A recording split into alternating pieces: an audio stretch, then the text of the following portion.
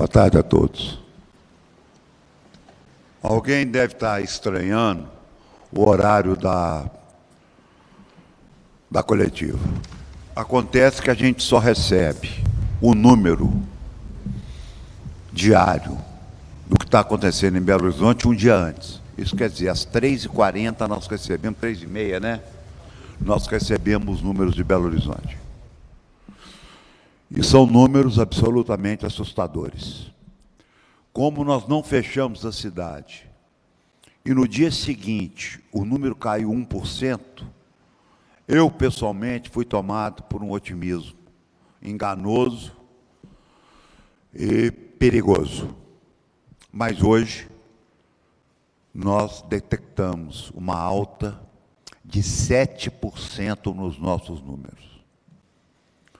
Isso nos põe em sinal de alerta máximo. Nós vamos aqui dizer o seguinte, sem muita expectativa, voltamos à estaca zero. Zero. Não sei que cor que é não, mas só abre serviços essenciais a partir de sábado, amanhã, às 14 horas.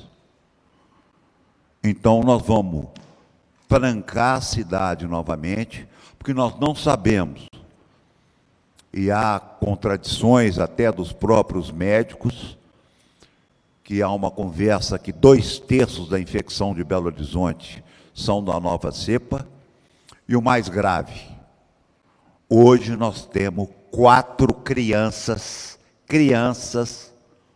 internadas com Covid. Não estamos falando mais de jovens de 40, de 30, de 35, não. Crianças internadas. Então, nós mudamos de patamar, porque a morte de 95, 98, 99, por mais que doa na família, não é a morte de 40, de 30, de 4, de 3 ou de 2 anos. Né? Então, por uma questão de responsabilidade, por uma questão de números, seguindo a mesma metodologia da prefeitura. Não mudamos em nada. Caímos em 2 vermelhos e não vamos esperar perder o controle da cidade para poder tomar qualquer atitude. Temos a colaboração da Polícia Militar de Minas Gerais, da Guarda Municipal, da fiscalização, tanto sanitária quanto da política urbana, e vamos atuar seriamente em tudo isso. Antes de terminar, eu gostaria de dizer o seguinte: preciso da colaboração das cidades que rodeiam Belo Horizonte. Precisamos, e eu peço aos prefeitos, eu só não consegui ligar para eles, porque a notícia foi agora, tá certo? E essa doença parece que ela não é contada em dia, é contada em hora, e eu ainda não consegui comunicar com todos. Faço isso através de vocês. Nós precisamos de tomar atitudes. Nós precisamos. Aos prefeitos do interior, como da capital, eu digo, a população entende, a população compreende, a população é inteligente, ela quer viver. E eu tenho um dado matemático para isso. Fui eleito em plena pandemia, no primeiro turno, tendo uma das medidas mais duras contra a morte que esse país já viu. Então, a população entende. A respeito de escolas, eu quero dizer o seguinte: eu faço questão de não mandar tirar aquela placa que tem na porta da prefeitura, 1 ano sem escola. Recebi a notícia hoje, 2.000 professoras infectadas em São Paulo, 29 mortas. Então, gente, vamos ligar, a população tem que pegar rádio, televisão, jornal, internet e saber o que está acontecendo no Brasil. Alguma pergunta? João Felipe Lolli, Itatiaia.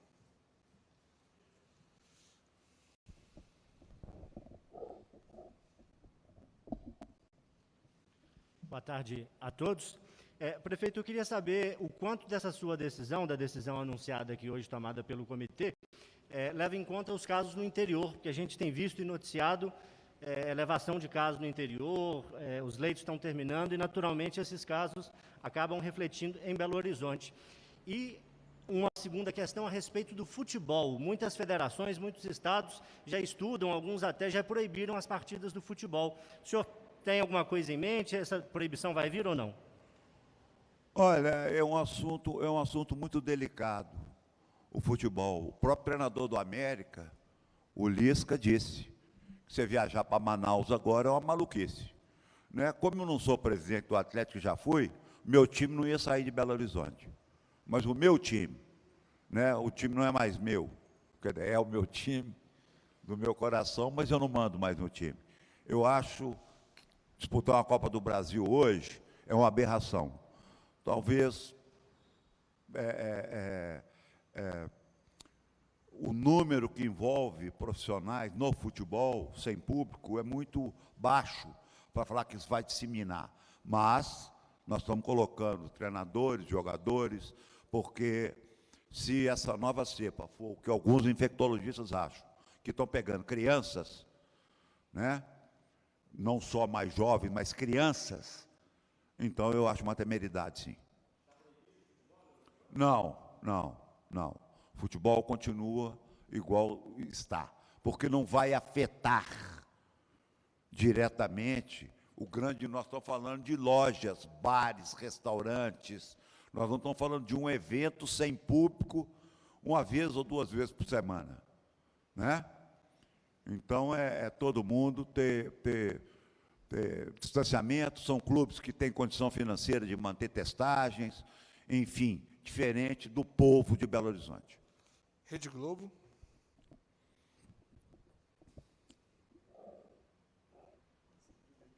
Boa tarde a todos, Luciana, Rede Globo. Prefeito, eu queria pedir para o senhor detalhar um pouquinho, o senhor disse que é a partir de amanhã, 14 horas, até quando que vai ser esse fechamento? E aproveitando, perguntando ao senhor sobre essa questão da onda roxa que foi decretada pelo Zema, se o senhor vai avaliar ou vai continuar tomando as decisões da maneira como o senhor vem tomando? Obrigada. Não, nós temos a nossa metodologia própria, né? E estamos seguindo o nosso rumo próprio, porque você imagina o seguinte, Belo Horizonte tem que ter seu próprio rumo, pois se no interior tem só 37% ocupado, então está vindo todo mundo para Belo Horizonte. Então nós temos um problema em comum. Nós temos 10 leitos à disposição no Júlia Kubitschek, novinhos em folha, 0 quilômetros. 0 quilômetro. E não tem mão de obra. Então o problema não é leito. O problema é onde que tem a mão de obra desses heróis que estão aí lutando desesperadamente e não merecem mais de um ano de lotação absoluta em UTIs. Record.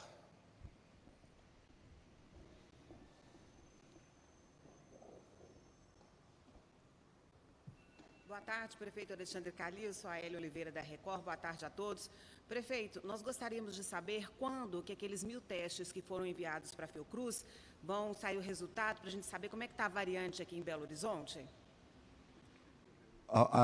Eu não entendi a variante, eu não entendi. Você quer saber qual é o R0 de Belo Horizonte?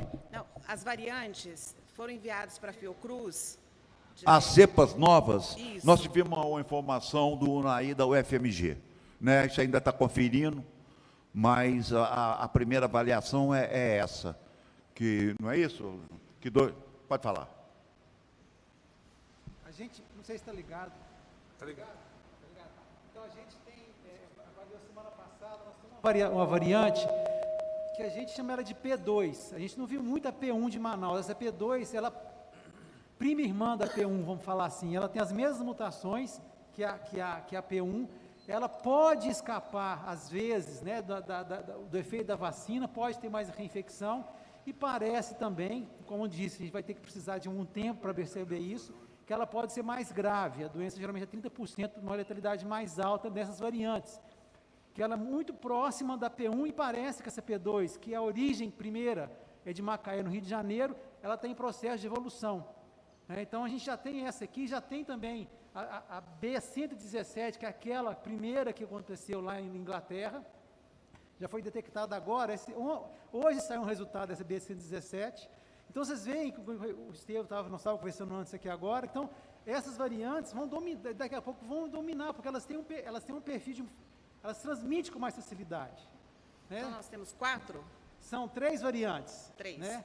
São a P2, a P1, a 117, né? P2, P1, 117, isso. A 351, que é da África do Sul, a gente não viu ela aqui ainda, mas isso é questão de tempo, talvez. Então, a gente tem essa variável que pode complicar a nossa situação. Mas essas já são do resultado desse teste da Fiocruz? Sim, todas as 3 foram detectadas aqui em Minas Gerais e Belo Horizonte. O meu colega João Felipe Lolli perguntou para o senhor prefeito se essa vinda dos pacientes, né, das cidades aqui da região metropolitana pode estar interferindo nesses resultados. Eles vindo para cá pode estar interferindo nesses resultados, e essas variantes também. Quer dizer, essa alta de hoje, a que se deve? Deixa eu te falar. Ninguém entende o que está acontecendo. Cada um tem uma teoria diferente.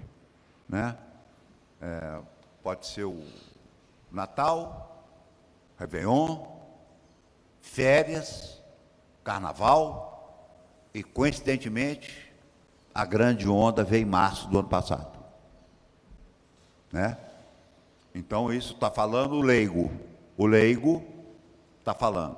Coincidentemente, a Covid, em 2020, veio em março.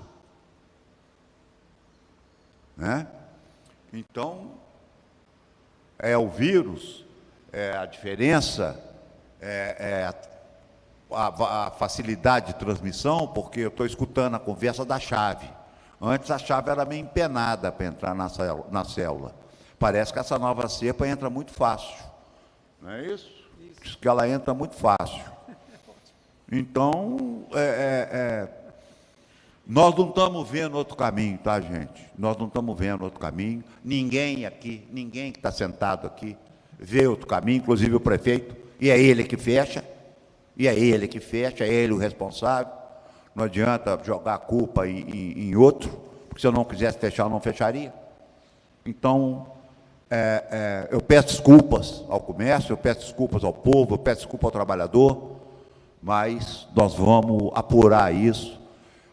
Não tem tempo, nós temos números diários, e é por isso que eu não vou esperar segunda-feira.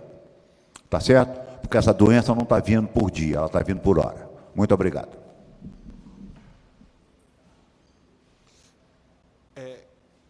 Estado de Minas.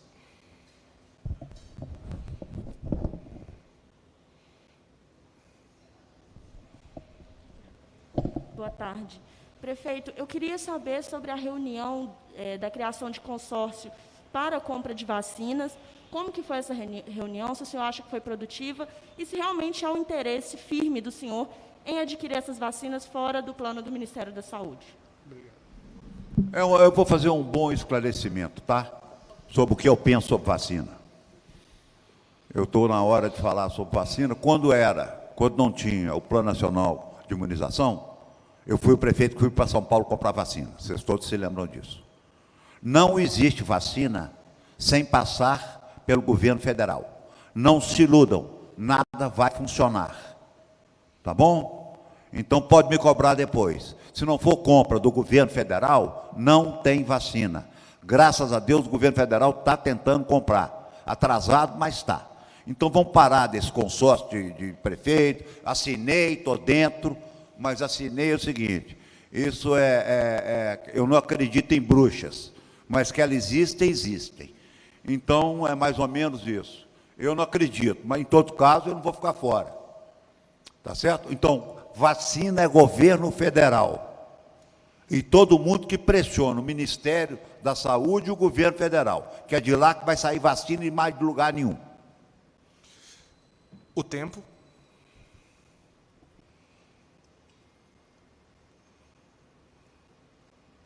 Boa tarde, prefeito. Cíntia Oliveira do Tempo. O senhor falou que vai ligar para prefeitos, né? Porque tem que ser uma ação coordenada. Eu gostaria de saber quantas prefeituras seriam importantes para participar dessa ação coordenada. Porque Belo Horizonte recebe pacientes de cidades da região metropolitana da região central, de outras partes de Minas. Afinal, quantas cidades ou quanto de Minas Gerais deve aderir para que a situação em Belo Horizonte fique mais tranquila?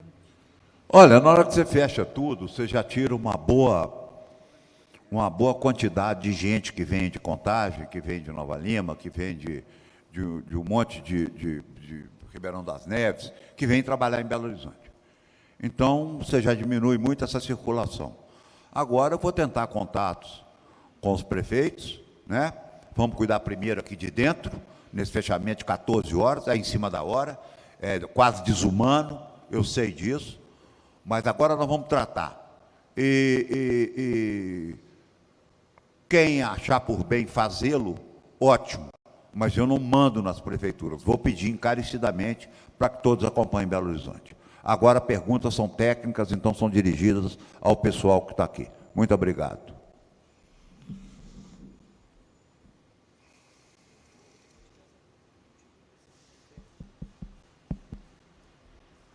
Eu queria passar para vocês os dados de hoje. Gente, boa tarde para todo mundo. Se todo mundo está lembrado, ontem o RT era 1,18, hoje caiu um pouquinho para 16, mas a nossa ocupação de leitos de UTI, que ontem era 74%, passou para 81%. E como o prefeito disse, desde março do ano passado, nós não tínhamos tido nenhum dia com demanda de internação pediátrica por Covid.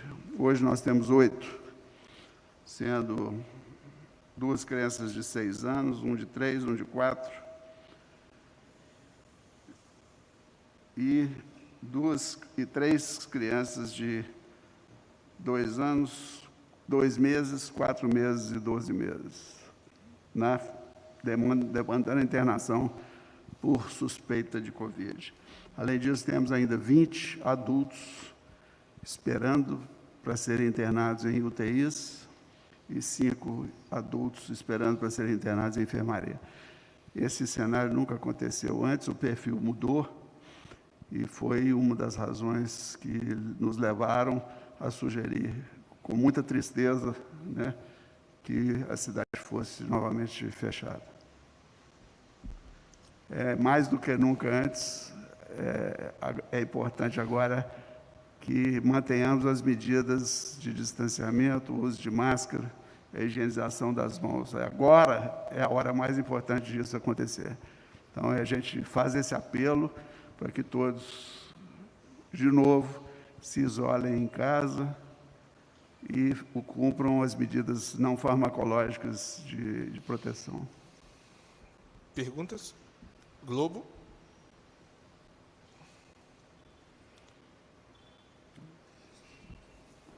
Doutor Jackson, boa tarde. Luciana da Globo. Eu queria saber do senhor quantas crianças estão à espera, se é UTI ou enfermaria, e se o senhor acha que isso tem a ver também com a variante. Obrigada.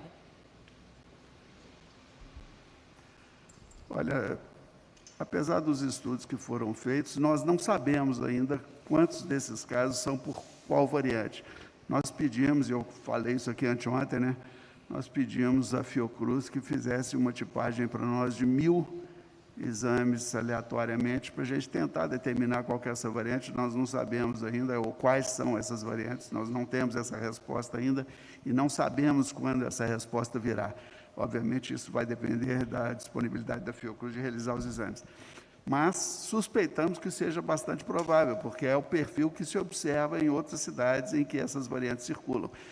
Cometimento de populações mais jovens, em maior número, e com permanência em unidade de terapia intensiva muito mais prolongada do que acontecia antes. Então, são 8, 4 já foram internadas, ainda tem mais 4 esperando para internar.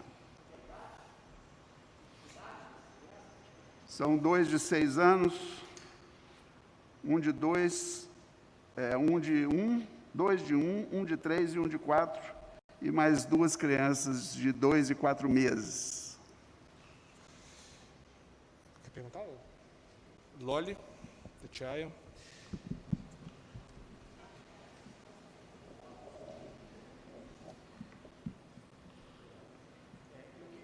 Pedir Boa tarde ao senhor, doutor. Não sei se é o senhor, se é o secretário André, para que explique como é que é a regra para amanhã especificamente. O prefeito, no meio do anúncio, talvez não tenha ficado claro. Eu peço a vocês a gentileza de explicar, a partir das 2 até as 2, como é que fica isso.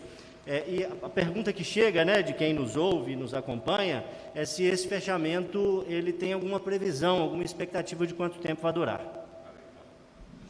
Olha, o fechamento acompanha o primeiro fechamento que o André, ele vai só reeditar o projeto, tá certo? Então, parques, vamos no que interessa, parques, clubes, nós vamos fechar tudo, tá? Porque os números podem nos dizer se é uma semana ou um mês, porque nós temos uma metodologia e vamos continuar seguindo. Agora, gente, nós não estamos contaminando mais mãe e pai, não. Nós estamos contaminando filho. Então, avisa a população de Belo Horizonte. Quem não tem medo de matar o avô e a avó, cuidado para não matar o sobrinho e o filho. Ah, você está alarmado? Estou, porque isso toca o coração da gente profundamente. Quando se mexe com doença misturado com criança, isso não é brinquedo. Então você vai parar de passar o vírus para o seu pai, e para sua mãe, e para o seu tio, e para o seu avô. Você agora vai passar para o seu sobrinho, na hora de brincar com ele, com o seu filho, na hora de passar o fim de semana com ele. Então, cuidado com a amontoação, cuidado com a balada, cuidado para não ficar todo mundo junto. Então, é esse o tom. Eu falo para a população de Belo Horizonte, nós vamos liderar a campanha pela vida até o final do meu mandato. Então, ponto final. Para as escolas, dou o recado de São Paulo. 2.000 professores infectados, 29 mortos. E o secretário de Educação está sendo processado e chamado a explicar a abertura das escolas. Muito obrigado a todos.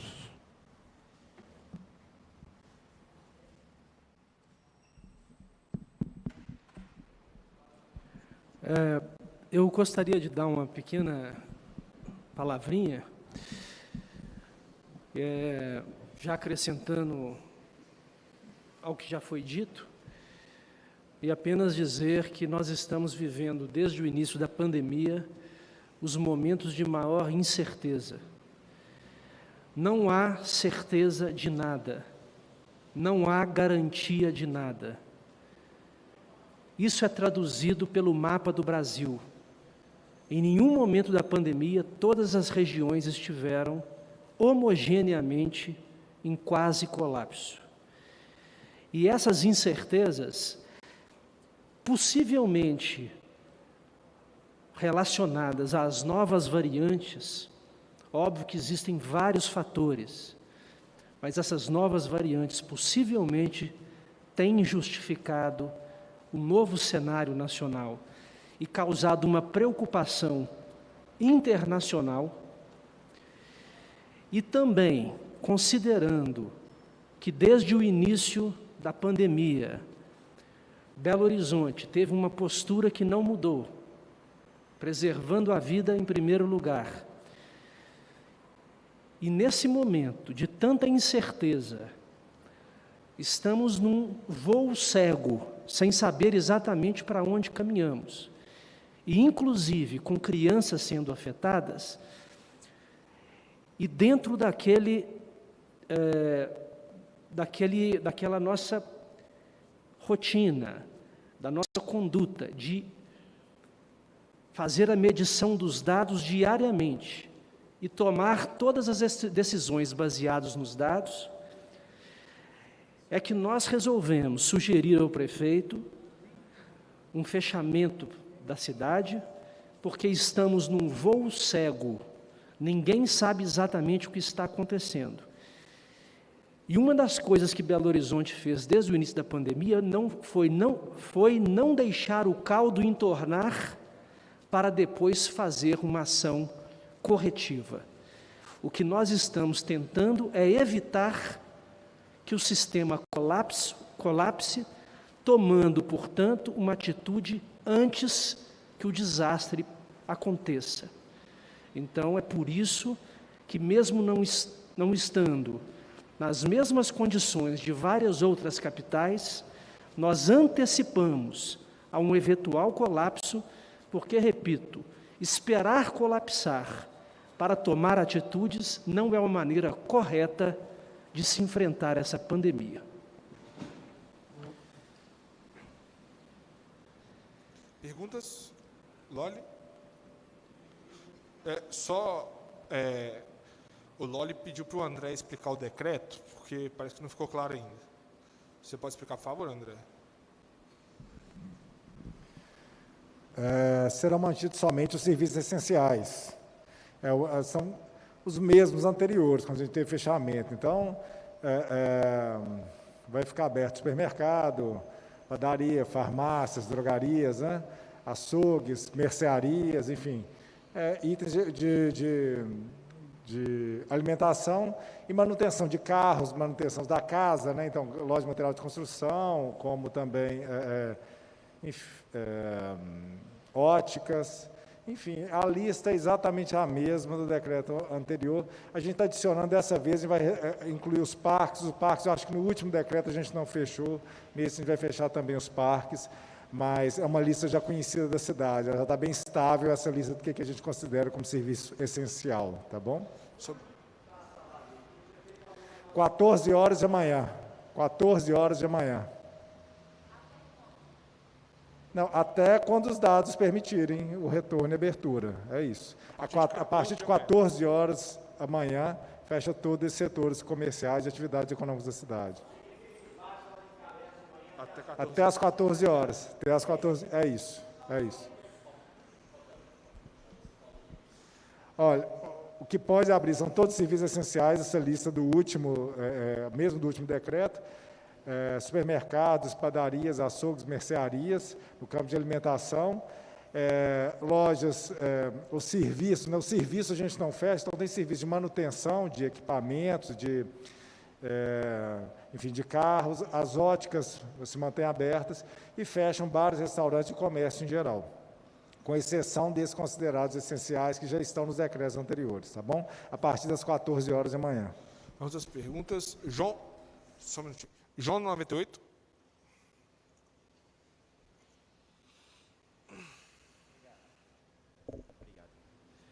Meu questionamento é em relação à fiscalização. A gente está vendo a cada momento de fechamento as pessoas descumprindo cada vez mais esses decretos. Como é que vai ser essa fiscalização? Vai ser aumentada essa fiscalização? Que a gente já sabe que está em tolerância zero, mas às vezes não está adiantando tanto.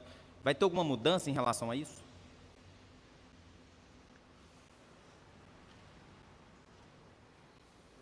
Tem muita coisa de novo a ser feito. O que vai ser feito agora é o rigor, que a própria situação exige. A situação é de guerra e a gente não pode tergiversar e nem brincar com essa situação.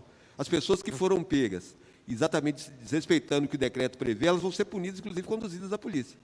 O que vai acontecer é isso, mas efetivamente nós não vamos permitir, por um descuido, por uma brincadeira, que essa coisa aconteça. A orientação e a determinação é essa, de que a fiscalização seja feita com o rigor que exige. O tempo.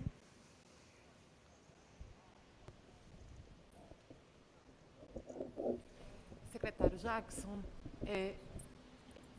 a gente gostaria de saber se essa situação de Belo Horizonte, de chegar nessa ocupação de 81%, se isso teria, e esse problema de ter uma ocupação grande de pessoas de outras cidades, se isso poderia ter sido resolvido anteriormente, se poderia ter sido feito algo anteriormente, como esse fechamento do comércio não essencial. O que poderia ter sido feito anteriormente seria as outras cidades terem fechado quando precisavam de fechar. Por que Belo Horizonte manteve os seus números em baixos? Foi porque fechou e a circulação do vírus foi muito menor, né? Nós vimos a situação explodindo lá no Triângulo, tanto no Triângulo do Norte quanto no Triângulo do Sul, porque não se respeitava nada, né? E a nossa taxa de ocupação hoje não é por causa de pacientes vindos do interior. Nós temos 38% a 40% só de ocupação de pessoas do interior. Ou seja, são belo-horizontinos, em sua imensa maioria, que estão internados nas nossas unidades, né? E os municípios de onde recebemos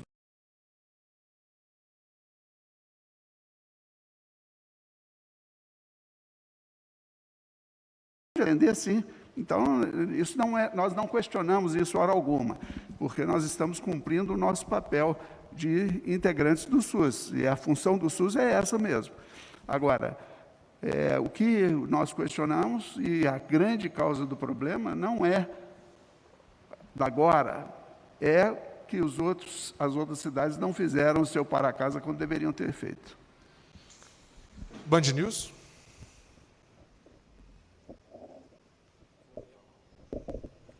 Boa tarde.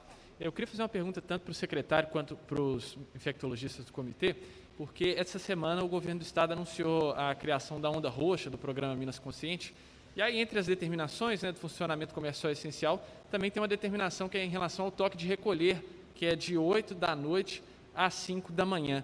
Eu queria saber se aqui, a prefeita já falou que não vai aderir à onda roxa, né, Belo Horizonte segue seu caminho, mas se essa é uma medida que ela é estudada aqui em Belo Horizonte, e se os infectologistas consideram ela também eficiente aqui para a cidade?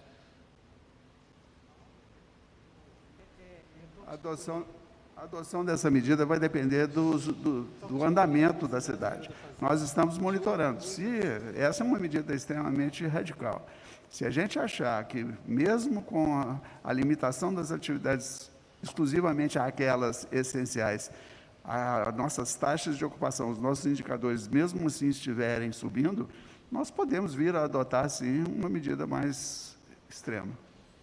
Bom, uma observação, e essa pergunta sua é boa nesse sentido, de esclarecer que o que se pretende, toda vez que há esse retorno a fases básicas do processo de flexibilização, né, das atividades comerciais, o que se pretende é reduzir a mobilidade social, né? A mobilidade social é que faz com que o vírus passe de uma pessoa para outra. Mas isso é absolutamente necessário que as pessoas entendam que não é para aglomerar dentro de casa, né? Então, essas medidas, elas são necessárias para evitar aglomeração nas ruas, bares, restaurantes, comércio, ou seja, fazer com que o vírus pare de circular. Foi exatamente essa circulação extrema do vírus no país, né, que fez com que surgissem essas novas variantes. Isso é típico de uma circulação acelerada do vírus. É próprio desse tipo de vírus, é um vírus que nós chamamos de RNA, fazer mutações. E essas mutações, elas se deram muito bem, né? E são muito mais transmissíveis e pegando diversas faixas etárias. Hoje, a Organização Mundial de Saúde colocou que o Brasil tem que levar a sério essa epidemia. E nós estamos levando a sério essa epidemia, né, em Belo Horizonte desde o primeiro dia, né? Os nossos dados mostram que é assim. Infelizmente, não tem como lidar com a situação que não seja, né, com medidas mais duras nos momentos corretos. Como disse bem o Estevão, o Jackson, nós não podemos esperar a cidade entrar em colapso, porque as pessoas passam a não ter opção de serem atendidas dentro do hospital, né? Isso nós estamos vendo acontecer em várias cidades do interior, em outros estados. Então, nós não podemos e não queremos que isso aconteça aqui e esperamos que não aconteça, né? Mas é preciso que a população faça a sua parte, né? E nós contamos com vocês para nos ajudar nessa batalha. Queria fazer um comentário sobre a sua pergunta, que as restrições da onda roxa, na verdade, são muito parecidas com essas restrições que acabaram de acontecer aqui. A partir do momento que você não tem bar funcionando, não tem restaurante, boates, festas, etc., e com a fiscalização impedindo que as clandestinas aconteçam, é quase que você estivesse fazendo um toque de recolher. Então, são medidas muito parecidas com nomes diferentes, vamos dizer assim. Certo? Agora, uma outra coisa que eu queria dizer, gente, é que Belo Horizonte não inventou a roda. Essas medidas que nós estamos tomando aqui são simplesmente um aprendizado que o mundo teve com a pandemia. Nós não estamos querendo trazer para Belo Horizonte nenhum tipo de protagonismo. Nós estamos apenas estudando, conversando com colegas do mundo inteiro, vendo o que deu certo, o que deu errado, e aplicando aqui o aprendizado já de um ano de pandemia. Os países que tiveram os melhores resultados, que são os países orientais, e aí se inclui a Austrália, Nova Zelândia, e não apenas o Japão, a Coreia, etc., usaram estratégias restritivas, quando necessário, ou então de altíssima testagem, como no caso da Coreia. Os países que deixaram o vírus circular, que não tomaram essas estratégias na hora certa, estão pagando pela maior mortalidade, ou as maiores mortalidades, e pela circulação de variantes, que podem, porque nós estamos ainda no condicional, não só mais transmissíveis, mas mais perigosas, mais agressivas.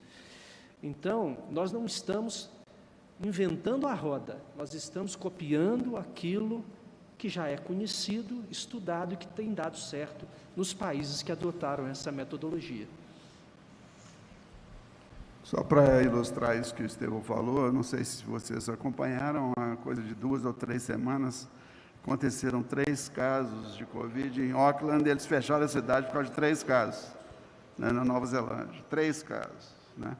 E outra coisa que eu queria reforçar apenas, não adianta o sacrifício da cidade estar fechada e a pessoa aglomerar em casa, reforçando o que o Carlos falou. Vamos fazer o sacrifício de não aglomerar em casa, porque senão o sacrifício de fechar bar, restaurante ou comércio vai ser em vão. Então, é muito importante que não aglomeremos em casa também. Eu só queria reforçar a questão, já que foi falado das variantes, que as variantes ela é uma consequência da transmissão elevada. A primeira que apareceu, aquela B117, ela apareceu no final do verão inglês, que as pessoas saíram da Inglaterra achando que tinha acabado a pandemia. Então, no final do verão, já começou, no início do outono, lá no hemisfério norte, detectar essa primeira mutação de preocupação. Mesmo acontecendo em Manaus, essa bagunça, essa confusão que deu em Manaus, não foi por causa da cepa P1, ela apareceu no meio de dezembro, e a situação estava mais caótica, começou a ficar caótica nesse período, então não tinha tempo de colocar aquela situação. Mas vocês viram quando o prefeito de lá tentou fechar o comércio e teve uma pressão, as pessoas foram para a rua comemorar que abriram o comércio em dezembro. Lá em Manaus, em Búzios, foi a mesma coisa, e coincidentemente apareceu a P1 lá em Manaus, que é uma consequência. Aí é engraçado que vira uma consequência, fica um ciclo vicioso, ela é uma consequência, mas vira uma causa, que ela fica uma mutação que faz mais fácil de transmissão, então fica um ciclo vicioso. Se a gente não coloca um lockdown nacional, não vou falar essa palavra, não, que o Brasil nunca fez lockdown, mas se tivesse uma medida de contenção que o Carlos falou, de reduzir mobilidade, tem que ser a nível nacional. Caso contrário, aquelas cenas de Manaus já está repetindo no Rio Grande do Sul. Vocês devem ter visto um dos hospitais de Porto Alegre alugando container refrigerado para guardar corpos, não é ter leitos, não, guardar corpos, que não tinha tempo de enterrá-los. E repetiu isso em Pernambuco. Em Minas Gerais deve estar acontecendo no Triângulo Mineiro e no Alto Paranaíba. Então, veja, a mutação ela é uma consequência e depois vai vir uma causa e vira um ciclo vicioso. Então, se a gente diminui a transmissão viral, a gente protege de criar novas mutações e a vacina pode começar a fazer seus efeitos de proteção. concordo com isso que o Nair está falando. Só um instantinho, cara. Eu concordo com isso que o Nair está falando. É preciso de um choque nacional. Choques locais, regionais, têm um resultado que não tem uma amplitude, um alcance que poderia ter se nós tivéssemos um choque nacional. E repito o que eu comentei no início da minha fala, nós estamos num voo cego.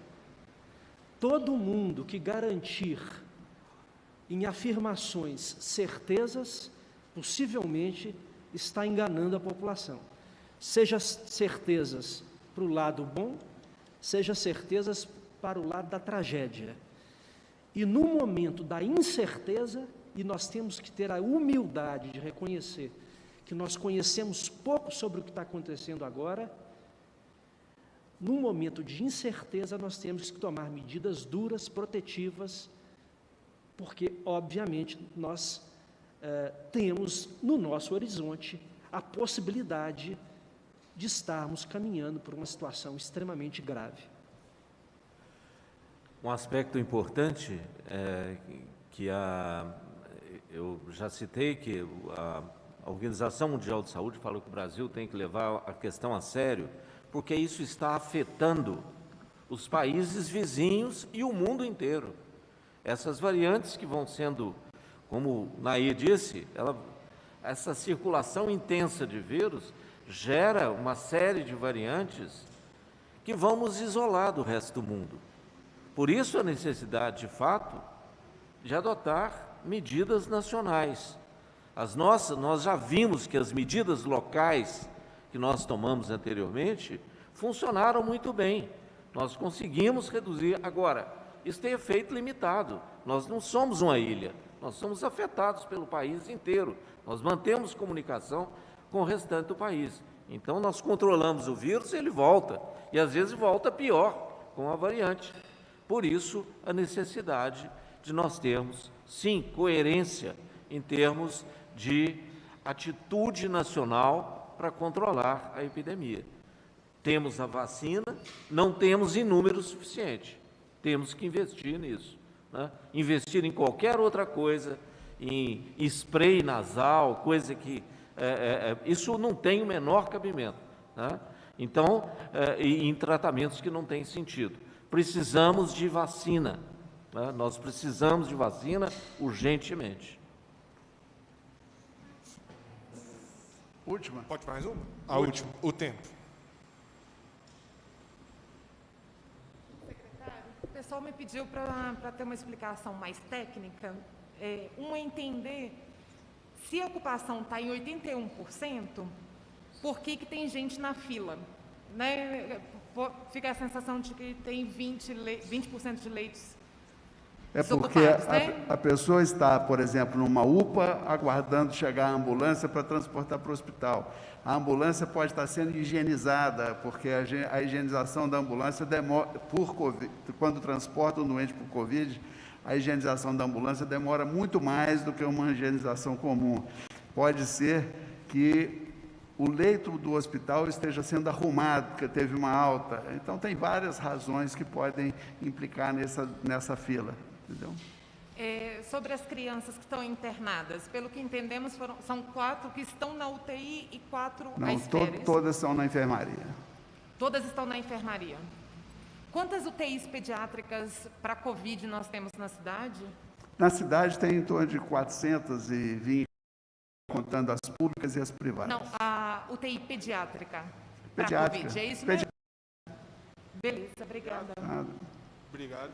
Tá bom, gente, muito obrigado. Boa tarde. Obrigado, pessoal. Deixa eu perguntar.